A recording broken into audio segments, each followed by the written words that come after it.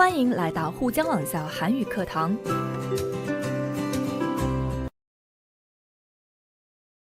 안녕하세요, 여러분. 신선생님입니다.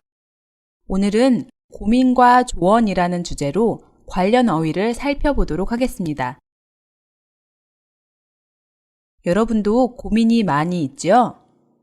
고민 없이 마음 편하게 살면 좋으련만 살아가면서 고민 한두 가지 없이 사는 사람은 아무도 없을 겁니다.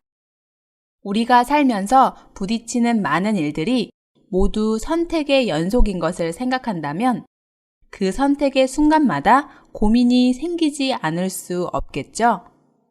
또 고민이 있다 보면 그 고민으로 인한 문제가 생기기 마련입니다. 때로는 이런 문제 때문에 인간관계가 위태로워질 수도 있고요. 이럴 때 경험이 풍부한 사람이나 사정을 잘 아는 사람이 조언을 해준다면 마음이 든든하겠죠? 고민이 있을 때 적절한 조언을 구하는 일은 꼭 필요한 일인 것 같습니다. 그럼 오늘 어휘를 한번 살펴볼까요? 표의 왼쪽 가에는 고민이나 문제, 조언과 관련된 어휘가 있고 나에는 가의 단어와 함께 잘 쓰이는 단어나 표현들이 있습니다. 여기에서는 고민과 고충, 갈등과 마찰, 조언과 충고, 화해로 나누어 각각을 순서대로 살펴보겠습니다. 첫 번째 단어는 고민입니다. 고민은 마음속으로 괴로워하면서 속을 태우는 것을 의미합니다. 두 번째 단어는 고충입니다. 고충은 괴로운 심정이나 사정을 의미합니다. 두 단어의 의미가 비슷하게 느껴지죠? 고민과 고충 둘 다 힘든 마음을 의미하기 때문입니다. 그런데 고민이 어떤 사람을 안타깝고 괴롭게 만드는 일에 초점이 있다면 고충은 힘든 일 때문에 겪게 되는 마음의 고통에 초점이 있습니다. 예를 들어서 나는 한국으로 유학을 가고 싶어서 열심히 공부하고 돈도 모았는데 부모님의 반대가 심해서 마음이 괴롭습니다. 여기에서 고민은 나의 마음을 괴롭게 하는 일, 즉 유학을 가고 싶은데 부모님께서 반대하시는 상황, 그 일과 관련이 있고 고충은 이런 상황 때문에 내가 느끼는 괴로운 심정을 의미합니다. 이런 차이점은 나 부분에 있는 함께 쓰이는 단어를 통해서도 알 수 있습니다. 먼저 고민과 관련된 표현을 살펴볼까요? 고민이 생기다.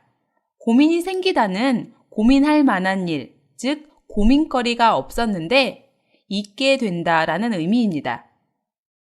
고민이 심각한 거라면 계속 그 고민거리만 생각하고 다른 것은 생각하지 않게 되죠? 그럴 때는 고민에 빠지다 라고 표현할 수 있습니다. 다음으로 고민을 털어놓다에서 털어놓다는 마음속에 가지고 있는 사실을 숨김없이 말한다는 의미입니다. 그래서 고민을 털어놓다는 마음을 괴롭게 하는 일을 다른 사람에게 숨기지 않고 모두 말한다는 의미입니다. 그 다음으로 고민을 해결하다가 있습니다. 고민을 해결하다는 고민을 잘 풀고 처리한다는 의미입니다. 아까 예를 들었던 상황을 생각해 보면 유학을 반대하는 부모님을 잘 설득해서 허락을 받는 일은 고민을 해결하는 방법이 될 수 있겠죠? 마지막으로 고민에 고민을 거듭하다라는 표현이 있습니다. 여기에서 거듭하다는 어떤 일을 자꾸 되풀이하다, 반복하다라는 의미입니다. 반복하는 일이 실수라면 실수를 거듭하다라고 표현할 수도 있습니다. 여기에서는 고민에 고민을 거듭하다라는 표현은 계속 반복하고 있는 고민을 강조해서 말할 때 쓰는 표현입니다. 그럼 조금 전에 이야기한 반복하는 실수를 강조해서 말할 때는 어떻게 말할 수 있을까요? 네, 실수에 실수를 거듭하다 라고 말할 수 있겠죠? 다음으로 고충과 관련된 표현을 함께 볼까요? 고충이 따르다에서 따르다는 어떤 일이 바로 뒤에 일어나거나 함께 일어난다는 의미입니다. 어떤 일이든지 새로운 일을 하다 보면 크고 작은 어려움이 함께 생기게 되겠죠? 이런 상황을 새로 일을 하다 보면 크고 작은 어려움이 따르기 마련입니다 라고 표현할 수 있습니다. 그 어려움 때문에 괴로운 감정도 함께 생기게 됩니다. 이럴 때 고충이 따르다 라는 표현을 합니다. 다음으로 고충을 털어놓다가 있습니다. 고충을 털어놓다는 괴로운 심정을 누군가에게 사실대로 숨김없이 다 말하는 것입니다. 일이 너무 많아서 힘들 때 친구를 만나서 그 친구에게 어떻게 이야기할 수 있을까요? 하고 또 해도 일이 도무지 끝나지 않아서 너무 괴로워. 일 때문에 잠을 못 자서 너무 힘들어. 이렇게 친구에게 자신의 고충을 털어놓을 수 있겠습니다. 그럼 다시 가로 돌아가서 가에 있는 단어를 볼까요? 이번에는 갈등과 마찰입니다. 갈등은 개인이나 집단 사이의 생각이나 상황, 이해관계의 차이 때문에 서로 적으로 여기거나 맞서는 것을 의미합니다. 마찰은 서로 간의 입장 차이 때문에 생기는 다툼을 뜻합니다. 갈등은 입장이 서로 다른 두 편이 서로 대립하는 상황에 초점이 있다면, 마찰은 입장이 다른 두 편이 서로 부딪혀 문제가 발생하는 상황에 초점이 있다고 볼 수 있습니다. 그럼 나 부분을 같이 보면서 좀 더 자세히 살펴볼까요? 먼저 갈등과 함께 잘 쓰이는 표현을 보도록 하겠습니다. 갈등의 골이 깊다. 여기에서 골은 산과 산 사이에 깊숙이 패여 들어간 곳, 즉 골짜기를 의미합니다. 높은 산과 산 사이에 있는 골짜기를 만약 위에서 본다면 어떨까요? 아주 깊겠죠?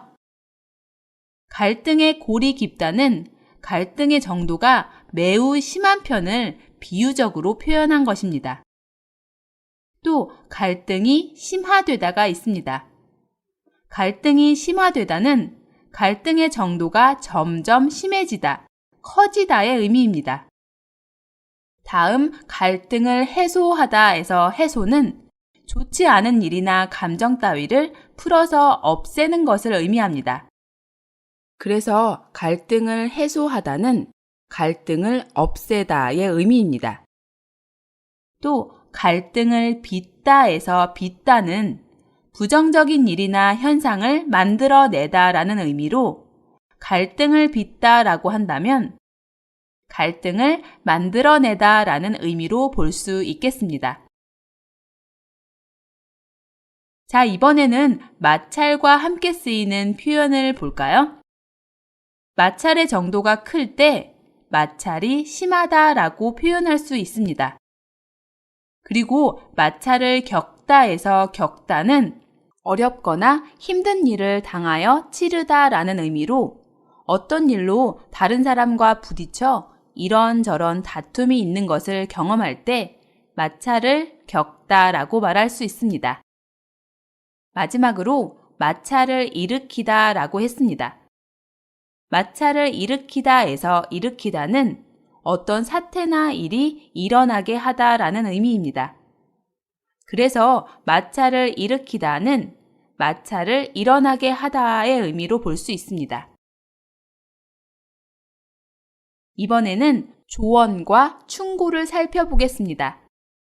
조언은 남에게 도움이 되도록 깨우쳐주는 말을 의미합니다. 충고는 다른 사람의 잘못을 그 사람이 잘 알 수 있도록 진심으로 해주는 말입니다. 조언이나 충고는 모두 상대방에게 도움이 되도록 한다는 의미에서 일맥상통합니다. 그렇지만 조언은 어떤 문제 상황에 대해 그 문제를 해결해 줄 수 있는 방법이나 방향을 알려주는 것이고, 충고는 상대방이 잘못된 행동을 할 때 그 잘못이 무엇인지 알려주고 그러지 않도록 이끌어주는 말입니다. 예를 들어 유학을 반대하는 부모님 때문에 고민을 하고 있는 친구에게 유학을 가면 얻을 수 있는 장점에 대해 말하면서 부모님을 설득해 보라고 한다면 이것은 조언을 하는 것입니다. 유학을 반대하는 부모님께 반항하고 대드는 친구에게 부모님께 버릇없이 대하면 안 되고 문제를 해결하는데 아무런 도움이 되지 않으니까 그러지 말라고 한다면 이것은 충고라고 할 수 있겠죠? 자, 그럼 나의 표현을 함께 볼까요? 조언 옆에 있는 첫 번째 표현은 조언을 아끼지 않다입니다. 여기에서 아끼다는 소중하게 여겨 함부로 쓰지 않다는 것을 의미하는데요. 그래서 조언을 아끼지 않다라는 것은 남에게 도움이 되도록 깨우쳐 주는 말, 조언을 늘 언제나 많이 해준다는 의미입니다. 다음으로 조언을 구하다입니다. 고민이 있는 사람은 조언이 필요하겠죠? 그래서 선생님이나 부모님, 경험이 많은 사람에게 고민을 털어놓고 어떻게 해결하면 좋을지 의견을 묻기도 합니다. 이렇게 하는 것이 조언을 구하는 것입니다. 마지막으로 조언을 따르다가 있습니다. 조언을 따르다는 조언의 내용 그대로 행동하다라는 뜻입니다. 이번에는 충고와 관련된 표현들을 볼까요? 충고와 관련된 표현으로 충고를 따르다, 충고를 받아들이다가 있습니다. 잘못을 알려주고 더 이상 잘못을 하지 않도록 알려주는 말이 충고라고 했죠. 부모님에게 대드는 친구에게 그러지 말라고 충고했는데 친구가 나의 말을 인정하고 수용한다면 그 친구는 나의 충고를 받아들인 것입니다. 그리고 나의 충고대로 부모님에게 대들지 않고 공손하게 부모님을 대한다면 그 친구는 나의 충고를 따르는 것입니다. 그래서 충고를 받아들이는 것은 상대방이 한 충고를 이해하고 인정하는 것입니다. 또 충고를 따르다는 그 충고대로 행동하는 것을 의미하겠죠. 자, 그럼 가의 마지막에는 화해라는 단어가 있네요. 화해는 갈등과 다툼을 멈추고 서로 가지고 있던 나쁜 감정들을 없애는 것을 말합니다. 여러분도 친한 친구와 다투었다가 화해한 적이 있습니까? 오른쪽에 보시면 화해를 이용한 표현들을 보시겠습니다. 먼저 화해를 청하다입니다. 화해를 청하다에서 청하다는 어떤 일을 해달라고 남에게 부탁을 하다의 의미입니다. 친구와 다투고 난 뒤에 다시 그 친구와 예전 같은 관계로 돌아가고 싶을 때 전화를 걸거나 만나서 대화를 나누곤 하죠. 오해를 풀고 예전처럼 사이좋게 지내자고 하는 말은 모두 화해를 청하는 일입니다. 화해시키다는 사이가 나빠진 두 사람이 있을 때 중간에서 그 두 사람이 화해할 수 있도록 조정하는 것을 의미합니다. 자, 여기까지 가에 있는 단어의 의미와 그 단어를 사용한 표현들을 살펴봤습니다. 그럼 이제 연습 문제를 한번 풀어볼까요? 모두 책 172쪽을 보세요. 아래의 문제를 함께 풀어볼까요? 1번. 네모 안에 사용할 수 있는 표현을 가에서 찾아 쓰십시오 라고 했습니다. 첫 번째 문제에서는 모두 7개의 문장이 있는데요. 여러분이 각각의 문장을 보시고 네모 안에 들어갈 가장 적당한 어휘를 고르는 문제입니다. 표의 가부분에 있는 단어 중에서 고르시면 됩니다.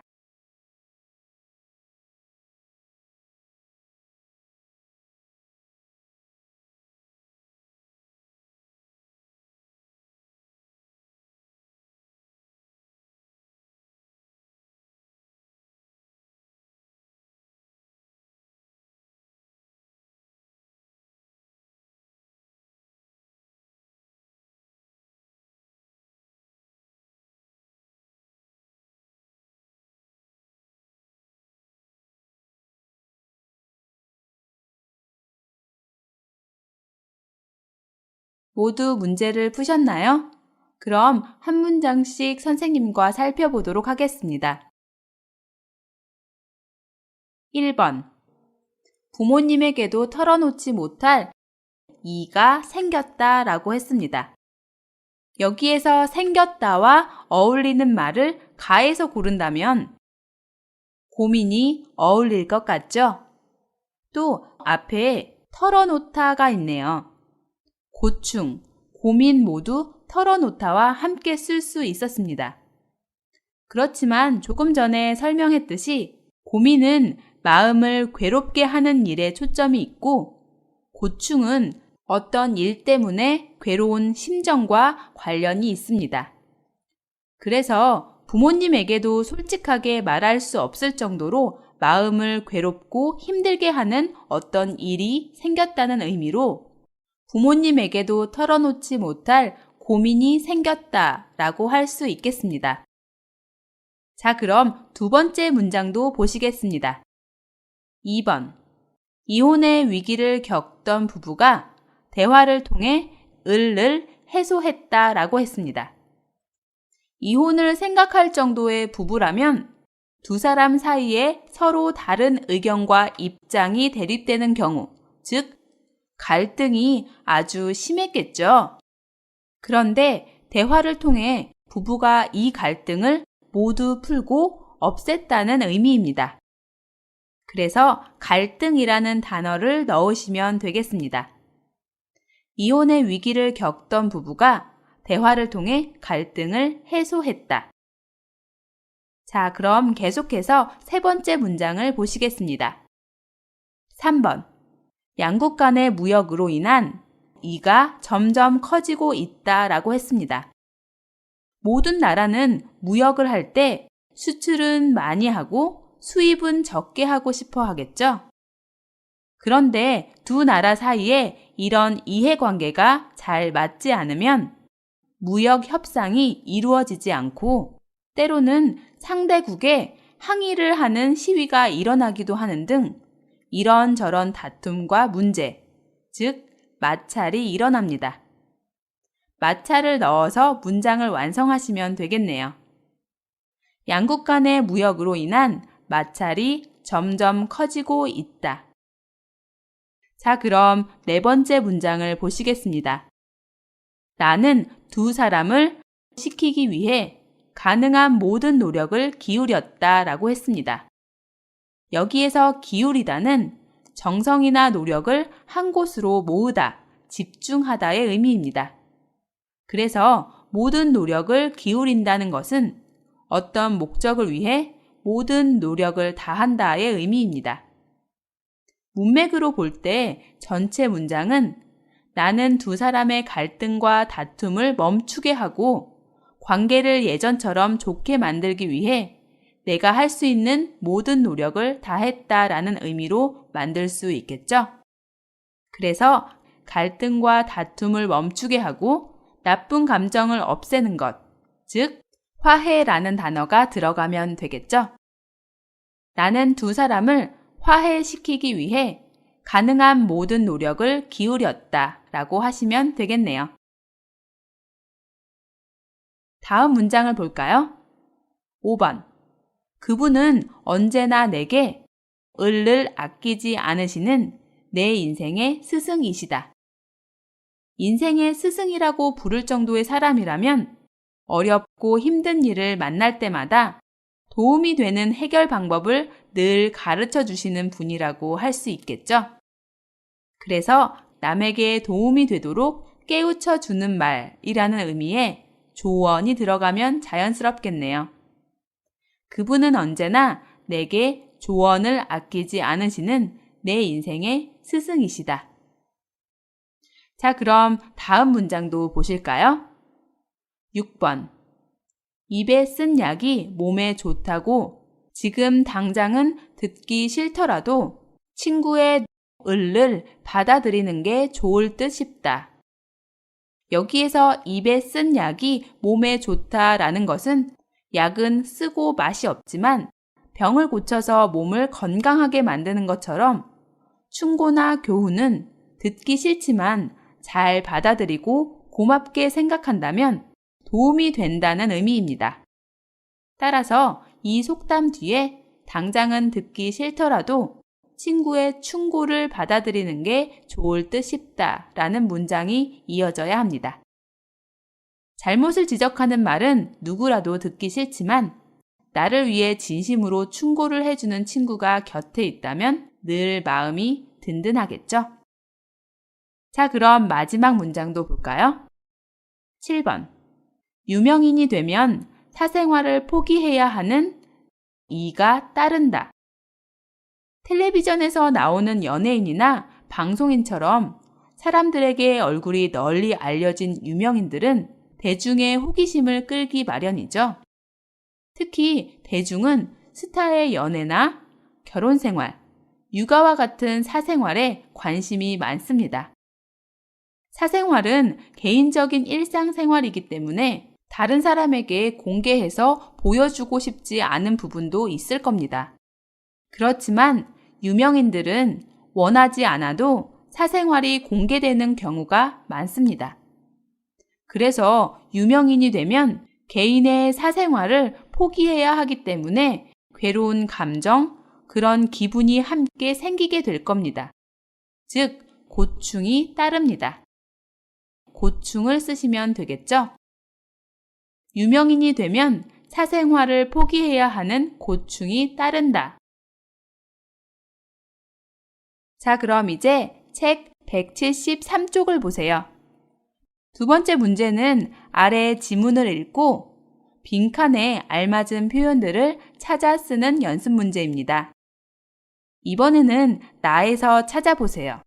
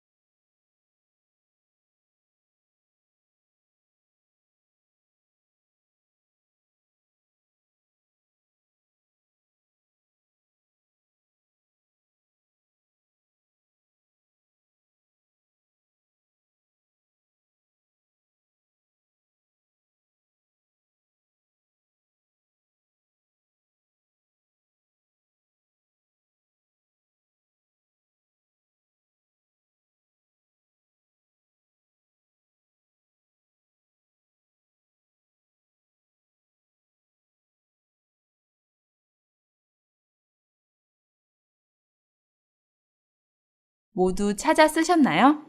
그럼 한 문장씩 선생님과 살펴보겠습니다. 사람들은 누구나 항상 사소한 일에서 갈등을 빚는다. 여기에서 사소하다는 어떤 것이 적거나 작아서 보잘것없거나 중요하지 않다라는 의미입니다. 그래서 사람들은 누구나 항상 작은 일에서 갈등을 만들어낸다는 의미로 부정적인 일이나 현상을 만들어내다라는 의미의 빚다라는 단어를 넣으시면 되겠습니다. 어떤 일 때문에 이런 이야기를 하는지 계속해서 읽어볼까요? 이대리와의 갈등도 아주 작은 일에서 시작되었다. 담배를 피우지 않는 이대리는 근무 중에 담배 때문에 들락날락하는 나를 몹시 못마땅해 했고, 나 역시 개인적인 기호까지 참견하려 드는 이대리가 마음에 들지 않았다. 여기에서 들락날락하다는 어디에 자꾸 들어왔다 나갔다 하다의 의미입니다. 못마땅해 하다는 마음에 들지 않아 불쾌해 하다의 의미입니다. 기호는 무엇을 즐기고 좋아하는 일을 의미합니다. 어떤 사람은 매운 음식을 좋아하고 어떤 사람은 담백한 음식을 좋아하고 사람마다 즐기고 좋아하는 맛이 다르죠? 또 어떤 사람은 담배를 피우는 것을 좋아하지만 어떤 사람은 담배 냄새만 맡아도 머리가 아픕니다. 이렇게 사람마다 자신이 좋아하는 기호가 다릅니다. 커피나 담배처럼 독특한 향이나 맛이 있어 사람들이 즐기고 좋아하는 것을 기호품이라고 합니다. 다시 이야기로 돌아가면 근무 중에 담배를 피우러 사무실에 들어왔다가 나갔다를 반복하는 나를 이대리는 몹시 마음에 안 들어 했습니다.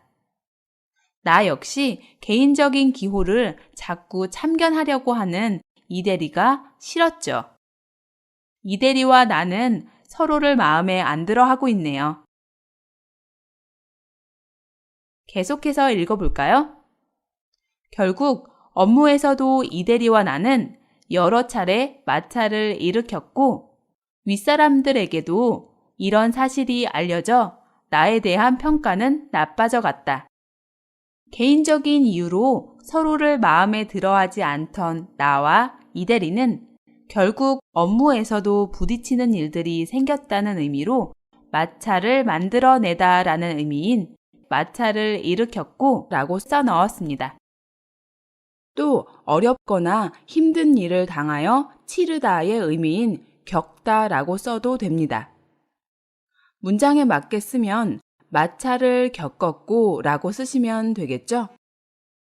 나와 이대리의 관계가 상사에게도 알려져서 나에 대한 평가도 나빠졌다고 했습니다. 다음 문장을 읽어볼까요?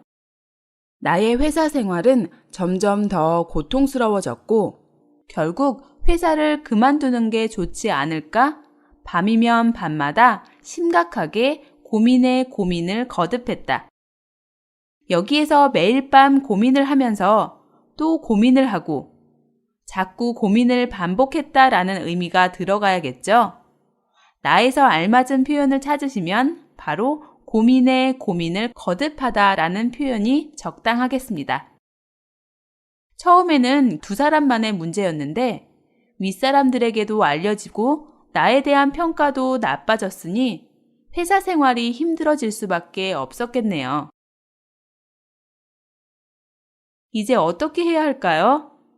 계속해서 읽어보겠습니다. 마침내 나는 조언을 구하기 위해 전문가에게 회사 생활의 고충을 털어놓았다. 회사 생활에 대한 고민을 해결하기 위한 방법으로 내가 찾은 방법은 전문가를 찾아가는 것이었습니다. 나는 이 고민을 해결하기 위한 조언이 필요한 상태입니다. 조언을 얻기 위해 나는 전문가를 찾아갔고 전문가에게 회사 생활을 하면서 느끼는 고충을 모두 말하다라는 의미로 고충을 털어놓다라는 표현을 선택하면 되겠죠. 이렇게 전문가와 상담을 했는데요. 전문가는 어떤 말을 했을까요? 상담 전문가는 나 자신의 건강을 위해서라도 우선 담배를 끊고 내가 먼저 이 대리에게 화해를 청하는 것이 가장 원만한 해결책이라고 말했다. 상담 전문가가 해준 조언은 담배를 끊고 이 대리에게 화해를 하자고 부탁하는 일이었습니다. 화해를 하자고 부탁하는 것과 관련된 표현을 나에서 찾으면 바로 화해를 청하다 라는 표현이 있었죠. 전문가의 조언을 들은 나는 어떻게 했을까요? 조언을 따랐을까요? 아니면 그냥 무시했을까요? 어떻게 해야 할까? 아무래도 취직하기도 어려운 이때 회사를 그만두는 것보다는 그의 충고를 따르는 것이 나을 것 같다. 상담 전문가의 조언대로 담배를 끊고 먼저 이 대리에게 화해를 청하는 일은 쉽지 않은 일입니다. 나의 입장에서는 듣기 좋은 충고는 아닙니다. 그렇지만 요즘같이 취직도 어려운 때에 회사를 그만두는 것은 힘든 일이겠죠. 전문가의 충고대로 담배를 끊고 이 대리에게 화해를 요청하는 것, 즉 전문가의 충고를 따르는 것이 좋겠다고 생각한 거죠. 자, 그럼 다음 문제를 한번 살펴볼까요? 이번 문제는 지금까지 배운 어휘와 표현으로 여러분의 이야기를 직접 해보는 것입니다.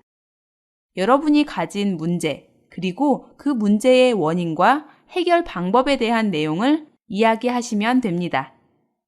먼저 보기의 내용을 볼까요? 요즘에 제 고민거리는 한국인 여자친구와의 갈등이에요. 문화와 사고방식의 차이로 사소한 일에도 오해와 마찰이 생기고 화해하기는 점점 더 힘들어지고 그래서 친구에게 조언을 구했는데 글쎄 친구는 고민하지 말고 헤어지라고 충고하대요. 이 사람은 문화와 사고방식의 차이 때문에 한국인 여자친구와 갈등을 빚고 있네요. 이러한 문제를 해결하기 위해 친구에게 조언을 구했는데 친구가 충고한 내용이 좀 충격적이네요. 친구는 문제와 사고방식의 차이를 극복할 수 없다고 본 것 같습니다. 여기 문장 마지막에 쓰인 대요는 자신이 경험한 과거의 사실을 회상하여 상대방에게 전달할 때 사용하는 문법입니다. 여러분이 알고 있는 던대요와 비슷한 의미입니다. 저도 요즘 고민이 생겼는데요. 그건 바로 같이 사는 친구와의 갈등입니다. 같은 한국 사람이지만 서로 다른 가정에서 자라서 그런지 친구와 저는 생활 방식이 너무 다릅니다. 더군다나 우리 둘은 성격도 달라서 종종 마찰을 겪곤 합니다. 저는 밤늦게까지 자지 않고 하고 싶은 일을 하는데 반해 친구는 일찍 자고 일찍 일어나는 편입니다.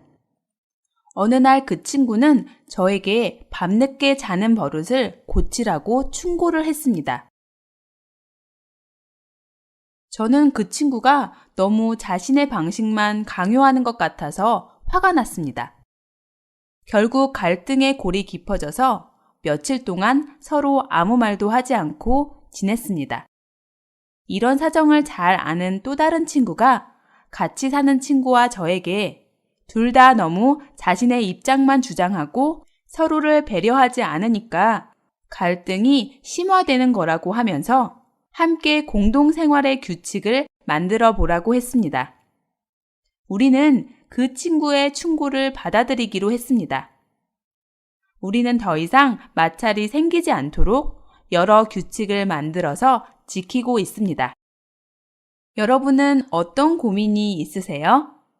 그 고민의 원인은 무엇이고 어떻게 하면 고민을 해결할 수 있을까요? 고민이 있는 분들은 혼자서 괴로워하지 말고 마음이 잘 통하는 친구에게 고민을 털어보는 건 어떨까요? 여러분, 오늘 배운 표현들을 잘 정리해 두시기 바랍니다.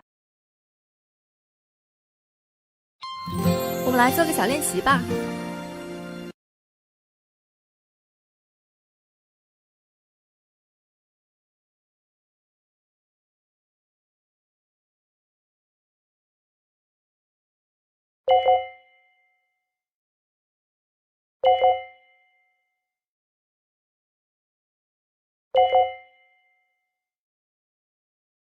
오늘은 여기까지 공부하겠습니다. 여러분 모두 수고하셨습니다. 그럼 다음 시간에 또 만나요.